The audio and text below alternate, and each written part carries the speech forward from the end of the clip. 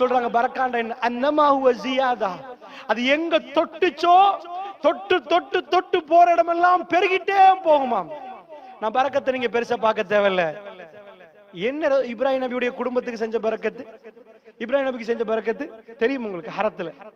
ஹரத்துல சாப்பாடு இல்லாத இடத்துக்கு பரக்கத்து என்ன? உங்களோட ஹஸ்பண்ட் உங்களுக்கு ஒரு 100 ரூபாய் கொண்டாந்து தரார். இதுல ஒரு மாசம் நீங்க சாப்பிட்டா இது பரக்கத். ஒரு மாசம் சாத்தியமே இல்லை, இல்லாஜிக்கல். இது அறிவுபூர்வமா யோசிச்சு பார்த்தேன்னா ஒரு மாசத்துக்கு 100 ரூபாய் சாப்பிடலாமா? அதுக்கான போய் சொல்லிடுறாங்க யார்ட்டு ஒரு மாசத்துல 100 ரூபாய் சாப்பிடுது. அப்படி இல்ல.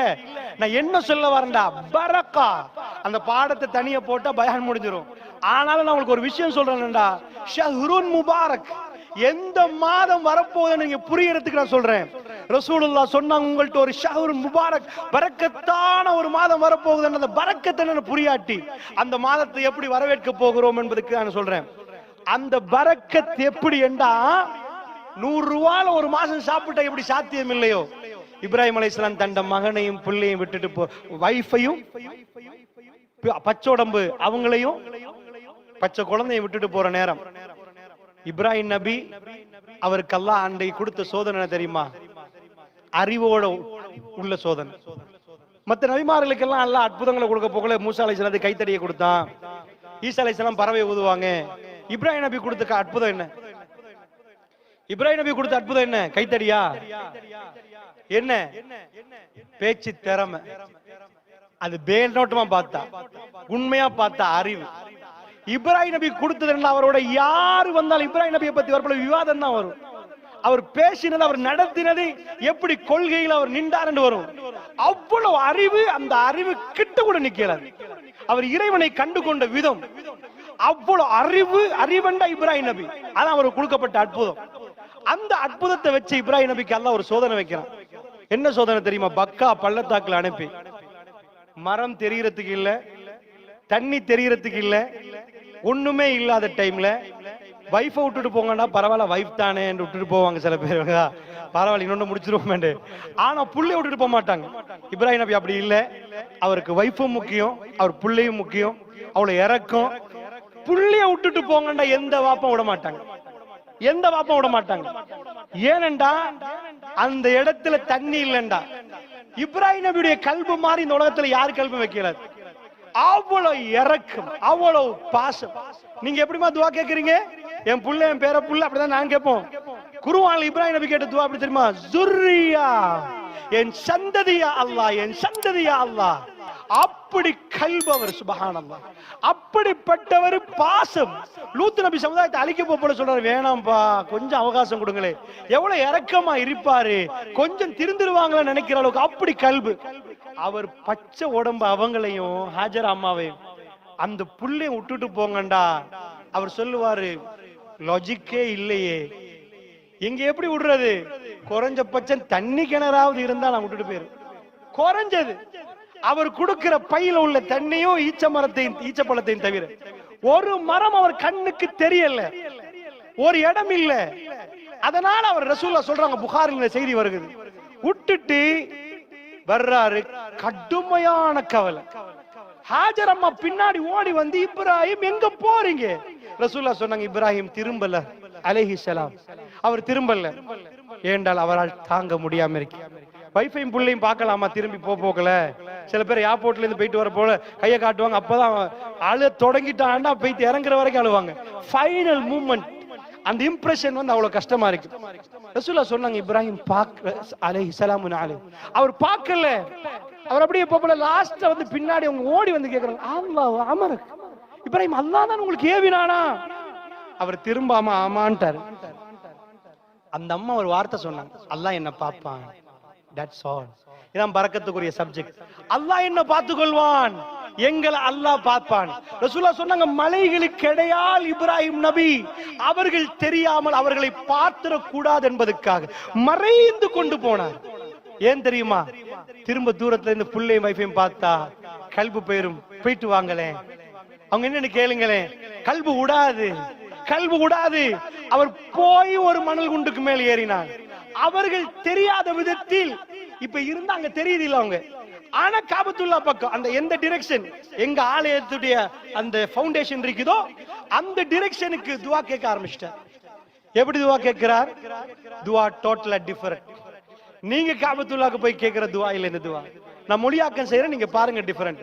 ரப்பனா அவர் கல்புல உள்ள துவாவை அல்லாஹ் அப்படியே காட்டுறான்.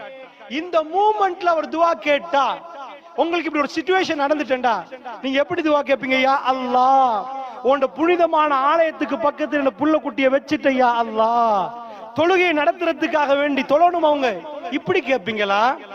அவர் எப்படி கேட்கிறார் தெரியுமா? ரப்பனா, என் ரப்பே, இன்னி அஸ்கந்து மின் ஸுர்ரியத்தி, என் சந்ததியை நான் குடியமர்த்தி விட்டேன் யா அல்லாஹ், பிவாதின் ஒரு பள்ளத்தாக்கு, கைரி ஸி ஸர்இன் எந்த புப்புண்டு முளைக்காத இடத்துல, இந்த பைத்துல் முஹர்ரம் உன் கண்ணியமான ஆலயத்துக்கு பக்கத்துல. நாங்க எப்படி மாத்துவோம்? யா அல்லாஹ், என் சந்ததியை குடியமர்த்திட்டோம் உன் கண்ணியமான ஆலயத்துக்கு பக்கத்துல, எந்த புப்புண்டு முளைக்காத இடத்துல, இப்படிதான் வரும். இவர் என்ன சொல்றார்? யா அல்லாஹ், குடியமர்த்திட்டேன் எந்த புப்புண்டு முளைக்க ஒரு பள்ளத்தாக்குல, மழை பெஞ்சா காலி, எல்லா தண்ணி அங்கதான் சேரும், பள்ளத்தாக்கு, பிவாதின் கைரி ஸி ஸர்இன் எந்த விளைச்சலுக்கு லாயக்கு இல்லாத மண்ணு. மூணாவது சொல்றாரு, இந்த பைத்துல் முஹர்ரம் உன் கண்ணியமான ஆலயத்துக்கு பக்கத்துல. அவர் கல்புல எது இருந்துச்சு? அல்லாஹ், புள்ள ஒண்ணுமே இல்லையே, நான் என்ன போ சொல்லிட்டு, ஈச்ச போல முடிஞ்சிட்டு, தண்ணி முடிஞ்சிட்டு, அப்புறமேல நீதான் ரஸாக். அந்த நம்பிக்கை, யா அல்லாஹ்னு துவா கேட்டு போயிட்டாரு. அந்த துவாட கபூலை இன்றைக்கு பாக்குறீங்களா? இன்றைக்கு பாக்குறீங்க. சோ நான் ஜம்சம் பத்தி உங்களுக்கு பேச தேவையில்ல. வேர்ல்டுல ஃபிளைட் ஆபரேட் ஆகிற டைம்ல ஃபிளைட்ல உங்களுக்கு லிக்விட் கொண்டு போக இயலாது. ஏன்னா அது பேன். நீங்க கொண்டு போல லிக்விட் உங்க கையில இருந்து ஹேண்ட் லக்கேஜ்ல எடுத்துருவாங்க. பேகேஜ்ல கூட லிக்விட் இருக்குதான்னு கேட்பாங்க. ஆனா முழு வேர்ல்டுக்கும் ஒரு லிக்விட் சப்ளை பண்ணப்படுவது ஃபிளைட்ல தனியான இடம் கொடுக்கப்பட்டு ஜம்சம்.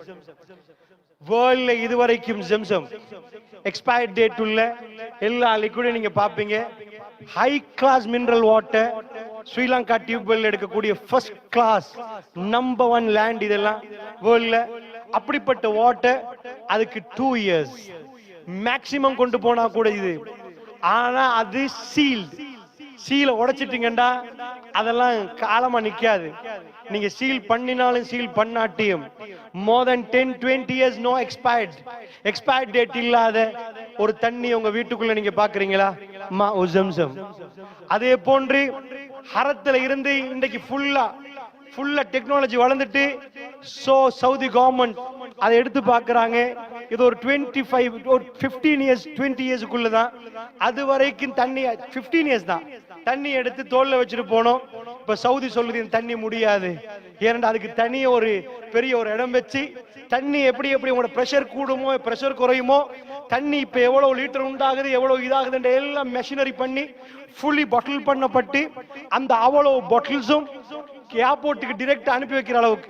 இன்னைக்கு ஒரு 15 yearsக்கு முன்னாடி போனவங்களுக்கு தெரியும், தோல்ல சுமந்துட்டு தண்ணியை கொண்டாந்து ரூம்ல வச்சு அதை கொண்டு போய் ஏர்போர்ட்டுக்கு போனோம். இப்ப கவர்மெண்ட் சொல்லுது அவ்வளவு தண்ணி அப்பா ஸ்டாப். அதாவது நீங்க இந்த பள்ளிக்கு ஏதாவது போட்டுறீங்கன்னா, ஒரு கேலனை போட்டு வச்சு, அதாவது ஒரு டேங்க் போட்டு வச்சிருக்கீங்களா, ஸ்டாப் போடுவாங்க. ஸ்டாப் அதாவது என்ன செய்வாங்க, ஆட்டோ சுவிட்ச் போட்டிருப்பாங்க. மோட்டர் லைனை ஒன் பண்ணிட்டோம்னா அதே ஃபில் ஆயிட்டுன்னு வைங்க, ஆட்டோ சுவிட்ச், தண்ணி நின்றும், தண்ணி நிறையாது. ஹரத்துல கோவிட் வந்து நீங்க பாத்தீங்க, தண்ணி அப்படிதான் நின்றுச்சு. கோவிடுக்கு பிறகு மக்கள் அலமோதினாங்க, தண்ணி பற்றாக்குறை வரல. அது ஏன்பா கோவிட் சீசன்ல அந்த தண்ணி வந்தா காபத்துல்லா இடிஞ்சு போயிருமே? ஜம்சம் என்பது அரபு பதம் அல்ல, ஹாஜர் அம்மா சொன்ன வார்த்தை, அவங்க மொழி அது.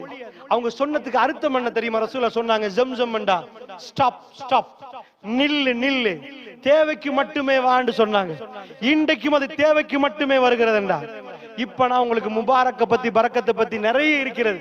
நான் சுருக்கமா உங்களுக்கு சொல்கிறேன். பரக்கத் என்றால் இன்றைக்கு வரைக்கும் ஹரத்துல நீங்க பாக்குறீங்கடா, ரசூலுல்லாஹ்வுடைய குடும்பத்துக்கு நான் கேட்கிறோம்டா, அல்லாஹ் ஜல்ல ஷானு வ தஆலா அந்த கிஃப்ட கொடுத்துட்டானேடா. அது இஸ்மாயில் அலைஹிஸ்ஸலாத்துக்கும் ஹாஜர் அம்மாக்கு மட்டுமல்ல, ஒட்டுமொத்த உலகத்துக்கும் கொடுத்த ஒரு அற்புத பரக்கத்தண்டா ரசூலுல்லாஹ் சொன்னாங்க, ஆத்தாக்கும் உங்களிடம் வந்து விட்டது ஷஹ்ர் ரமலான், ரமலானுடைய மாதம், ஷஹ்ருன் முபாரக், பரக்கத் பொருந்திய ஒரு மாதம். அல்லாஹ்வுடைய நல்லடியார்களே, அது பரக்கத்தின் விளக்கத்தை நீங்க படிக்கணும்டா நிறைய செய்திகள் புகார்ல நீங்க பார்க்கலாம். நிறைய செய்திகள், ரகசியமான பரக்கத்தை நீங்கள் நிறைய பார்க்கலாம். அபூபக்கர் ரலியல்லாஹு அன்ஹு வீட்டுக்கு போய் ஒரு விருந்தாளிக்கு சாப்பாடு கொடுக்கறாங்க, எடுக்கிறாங்க. ஆனால் சாப்பாடு முடியல. அதனுடைய பரக்கத்தை பத்தி பேசுவதற்கு நிறைய இருக்கிறது. அது பகிரங்கமா காட்டுறது இல்ல, ஒட்டுமொத்த உலகத்துக்கும் வெளியாகாது. தனிப்பட்ட ரீதியாக அல்லாஹ் உங்களுக்குரிய பரக்கத்தை காட்டுவான். நீங்க 4000 ரூபாய் கையில வச்சு 40,000 ரூபாய் வேலையை முடிச்சு வச்சிருப்பீங்க. சில பேர் ஒத்தனுக்கும் கொடுக்காம 4 கோடியை 40 வருஷம் எண்ணி வச்சிருப்பான். 4 கோடி இன்றைக்கு ஒரு நாள் வரும், அவன் கிட்னில இருந்து எல்லாம் சட்னி ஆகி போயிருக்கும். 4 கோடி இல்ல 5 கோடி கொடுத்தாலும் அவனை ரிப்பேர் பண்ண முடியாம போயிரும். ஒரே நாள்ல கலட்டி கொடுப்பான், ஹார்ட்டும் சேர்ந்து போயிரும். அல்லாஹ்வுடைய நல்லடியான் ஒரு அடியான் அல்லாஹ்வுடைய பாதையிலே கொடுத்து அனுப்புவான். அவன் எதையும் பெருசாக சேமித்து வைத்திருக்க மாட்டான். என்றாலும் அவனுக்கென்று ஒரு ஆபத்து வருகிற நேரம் நினையாப்புறத்திலிருந்து பணம் கொட்டி அவன் சுகதேகியாக மாறி விடுவான். அவன் கண்ணால் ஓடி அவன் அல்ஹம்துலில்லாஹ் சொல்லுவான். துனியாவுடைய கால்குலேஷன் வேற, அல்லாஹ்வுடைய நல்லடியார்களே. அதனால் பரக்கத் என்பது நீங்கள் புரிய வேண்டும் என்றால் அது தனியான ஒரு பாடம்.